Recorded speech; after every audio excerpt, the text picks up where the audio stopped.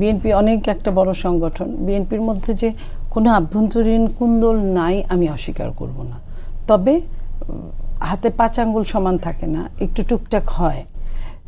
সেই হতে গিয়ে যদি সরকার যদি আইনের শাসনটা সঠিকভাবে বলবৎ করতো কি হতো, আমি আর আপনি যতই সহোদর ভাই বোন হই না কেন, চরম পর্যায়ে মারামারি করলে আইন শৃঙ্খলা রক্ষাকারী বাহিনী আমাদেরকে অ্যারেস্ট করবে, যার দোষ তাকে নিয়ে যাবে, ঠিক আছে?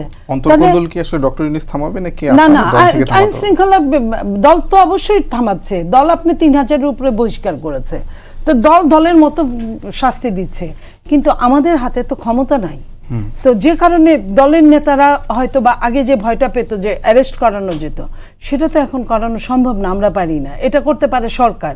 তো সরকারের আইন শৃঙ্খলা রক্ষাকারী বাহিনী যখন অ্যারেস্ট করে না, এগুলাকে ছেড়ে দিয়েছে, কিংবা সৈনিকদের যে ম্যাজিস্ট্রেসি পাওয়ার দেওয়া হয়েছে, তারা যখন কিছুই বলে না, তার মানে কি বিএনপি মারামারি করুক, কাটাকাটি করুক, মানুষকে যাতে বোঝানো যায় বিএনপিকে এই কারণে ভোট না দেওয়ার জন্য, কারণ এই জন্যই ভোটটাকে লেন্দি করার চেষ্টা করা হচ্ছে বিএনপিকে সামনে বিপদে ফেলানোর জন্য।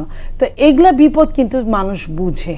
আপনি অ্যারেস্ট করার কথা বলছেন, আবার অ্যারেস্ট হওয়া কি দাগি আসামিরা বিএনপি বের হয়ে আসছে, এমন কি ঘটনা ঘটছে? আপনার দাগি আসামি প্রত্যেকেই চেষ্টা করবে এই অ্যারেস্টের দাগি আসামি বের করার জন্য। কি বিএনপি শুনেন, বিএনপি কি বলেছে যে এই আসামিটাকে বের করে দাও?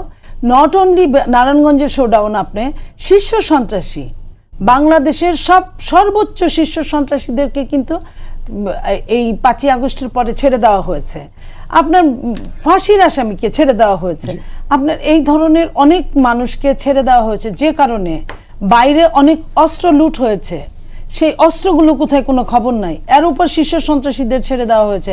দেশের অবস্থা তো চরম খারাপের উপর খারাপ, সেইখানে আমরা তো তদবির করি নাই যে একটা মানুষের যে যত খারাপ ভালো যাই থাকুক না কেন, আমি বলবো না, তাকে যদি অ্যারেস্ট করা হয়, তার ফ্যামিলি, তার নিকট আত্মীয়, তার স্বজনেরা ছাড়ানোর জন্য চেষ্টা তদবির করবে, এটাই স্বাভাবিক।